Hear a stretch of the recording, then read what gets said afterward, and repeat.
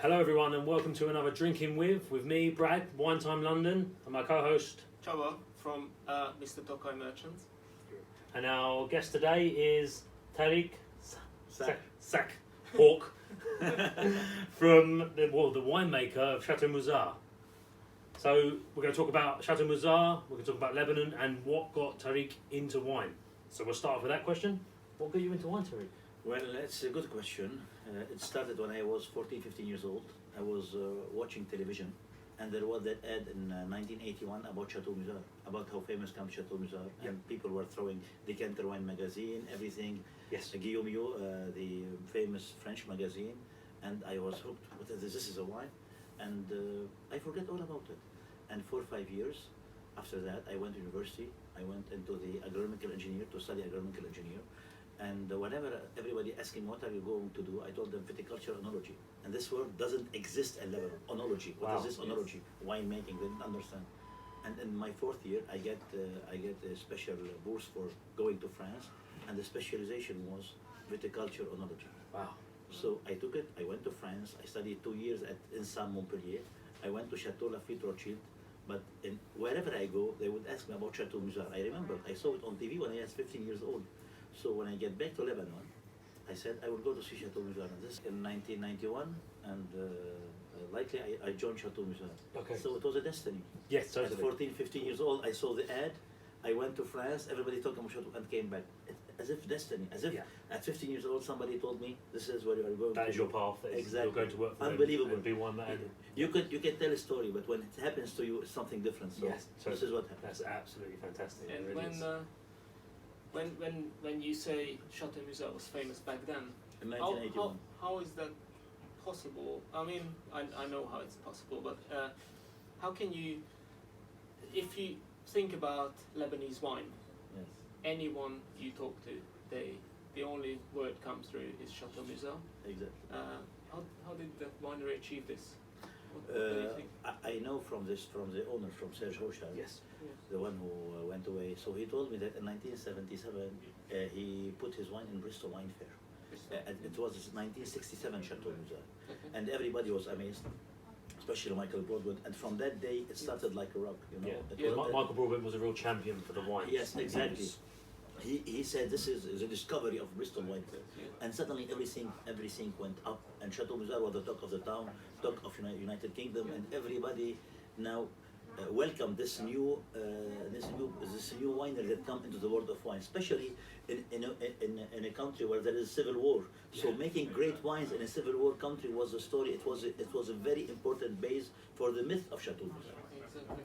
I mean, most wineries obviously had the big problems with winemaking when you have frost or hail or whatnot. You had problems with war and things like that. And we still have problems with frost. You have the usual We have the and war. usual, and we have the civil war. So, And talking about Serge, if you go and listen to a podcast, I'll Drink to That. He was on that a few years ago. It was a fabulous podcast. Guys, if you can check that out as well. His story is, it's amazing, guys. So please check that out as well as listen to this. So let's talk about winemaking in Lebanon. Okay. And the Bekaa Valley. Yes, of course. Lebanon is a very small country. It's 10,000 square kilometers. Okay. It's divided between two chain mountains, the Mount Lebanon, the north and south, and between those chain mountains there is the Bekaa Valley. Yes. Normally the Bekaa Valley is where the agriculture terroirs are. Okay. So all of our grapes now come from the Bekaa Valley. Okay. Bekaa Valley is very well known for winemaking because the Romans built their temple, Bacchus temple and Baalbek. Okay. So 250 after Jesus, one of the biggest temple of the whole world was Bacchus was built in Lebanon. It was not built elsewhere. It was built in Lebanon. That means the Baalbek area and the Bekaa Valley was the Bordeaux of the 250 after Jesus. Wow. So 250 after Jesus, Bordeaux of the world was the Bekaa Valley. Okay. So this is a terroir which full of history, full of winemaking, and also full of sunshine. Yeah. There is a lot of sun, 300 days of sunshine, Okay. very low precipitation. It's a very good terroir to plant vines. There is no diseases practically, and no problem except for small powdery mildew. So this is where the terroir was great for wine. Recently, We are moving more and more for Mount Lebanon due to global warming. We are moving more and more for Mount Lebanon, which is much fresher, higher in precipitation, about 1,200 millimeter of water. And recently, Chateau Musar have taken a 15 hectare of land in Byblos, and we have planted autochthone grape variety called Merwah. Because Chateau Musar, you already know that is made from Cabernet Saint-Saëns and Carignan for the Chateau, Cabernet Saint-Saëns and Syrah for the Musar Jeune, and for the Hochar, Cabernet Saint-Saëns and Grenache. While for the whites, we have the Viognier Vermentino Chardonnay for the Musar Jeune white, but for the Chateau, we have the Ubaidi and Merwah, which are both local grape variety. So Chateau Musar have decided to grow in the local grape variety, and we planted Merwah in the Byblos area. The Merwah that looks like Semillon, which is fresh, acidity, nervous, while the Ubaidi is much more like Chardonnay, much more structured, buttery, and much more have a lot of roundness. And when can we accept these wines coming in? The Chateau White, you have already Chateau Whites that have been made since 1954. Yes. You have already the Chateau Whites, but next year it will be my first harvest from the Byblos area. From the new harvest. vineyard. Yes, for the We'll have to come and see you there. Yes, you have to go there. Exciting times. Yeah. Yes, and you have to know that all Chateau Musar vineyards are certified organic from an Italian company called CCPB, Okay. and all our wines are non-interventionist. So there is no yeast. Yes. It's always white yeast, no product, nothing at all. Yeah. Some sulfur just to make wine. Okay. And this is it. This is Chateau Musar. You have to take the truth out from the terroir and put it in a bottle. Yes. And I don't know if you like this idea, but I always had this feeling that Chateau Musar are very French in style. French But, style. Okay. Yeah.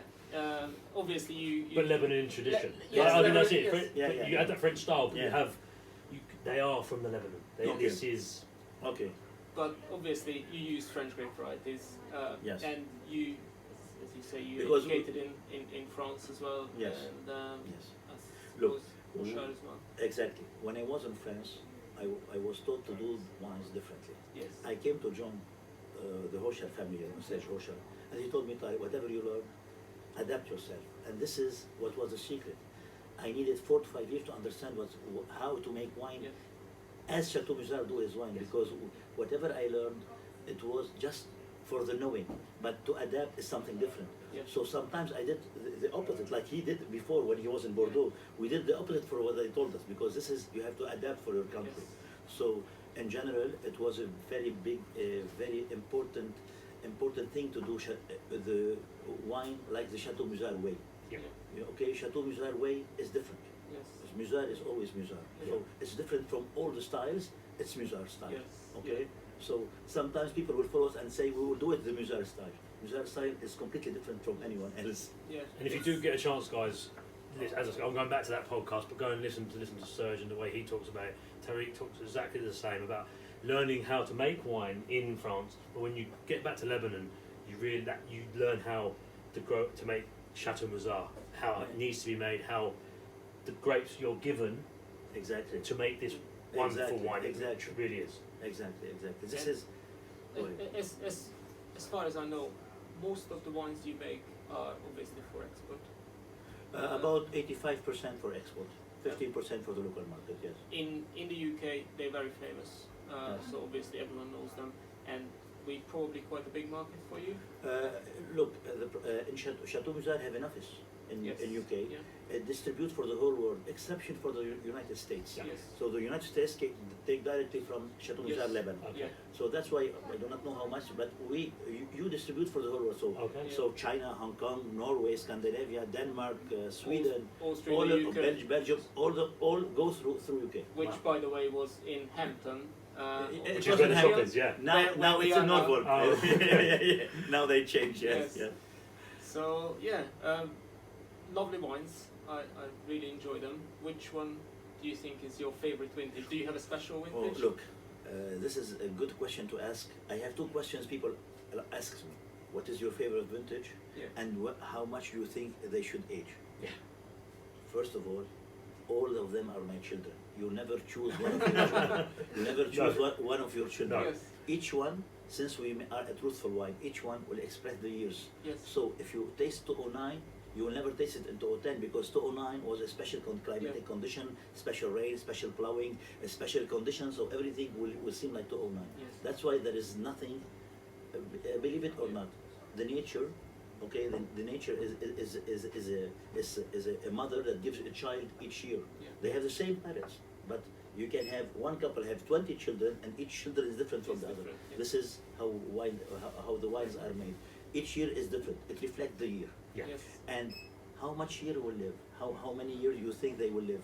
This is a question I don't know. As if you are asking me, when do you think you will fall or when do you think you will die? I have no question. You have to taste it each year. Yes. Yeah. So there is, if I will tell you 15 years, I want to please you, but I'm not going to please No. you. I'm going that this is truthful. This wine is gonna age. And they do, guys. These wines age beautifully. As you're saying, the sun from Lebanon gives you the fruit concentration, but then you start to get these secondary and tertiary aromas. These really are some of the best wines 2 weeks you ago, can try. 2 weeks ago, I tasted in the winery 1960. Marvelous bottle, outstanding Yeah. bottle. So 56, I tasted 2 years ago. So there is no age. No. You don't know when. And I people know. don't sometimes, guys. People don't believe you when you say Chateau Musar 40 years. It will be amazing, guys. They really are. They truly are. Because some people don't know Chateau Musar, but you need But those to. are normal questions to ask. But there is no real answer. So I have no favorite. I have the most favorite wine for me is when I match really the year and the wine itself. Yeah. So the wine will express year practically how it is. Yeah. I understand only when I have this glass of wine. Okay, I can understand how the climate was. If it was rainy, if it was not, if it was hot, if it was not. So this is my success in Yes. winemaking. How long have you been with Chateau Musar? 29 years. 29 years. Yeah. Are you planning to change anything? No, finish. Retire. Yes. I am planning for a new thing in Chateau Musar. Don't know yet. We already did some wines that are not here. Okay. We There have you go. done some white and some rosé called Corail. Okay. You don't have it in Yes. England. We are trying now to see. We have some plans for a Okay. new product, but we are waiting because it takes Yes. with Chateau in wine it takes time. Takes Yeah. time, So yes. your plan at least need to be have 5 years. Yes. We are renting lands, leasing land. You are buying land. Okay. We are planting. We are now beginning to be bigger and bigger, but things need time. Yes. Lovely wines. We're going to have a tasting, by the way, here in the shop with Elliot, who is representing Chateau Musar in our area in London. Yep. He's going to be here. I can't remember the exact date, but it's going to be in December. It's going to be a Saturday. Just pop in, guys, and you welcome to taste I'll be loads of here. You'll be different, here. interesting, nice Chateau Yes. Musar wines as well. So Please come down, guys. Because if you haven't tried these, from the Jeanne to the Hazard to the Chateau Musar, they're all fantastic, and you'll get to try them all, and even the whites, I'm sure. yes, So. love the wines. So that's it from Drinking With me, Brad, Wine Time London, Chaba, Tokai Merchants. and Tarek Sakr. Thank the you. fabulous winemaker from Chateau Musar. Thank Cheers. you for watching us. Thank Cheers. you. Cheers. Cheers.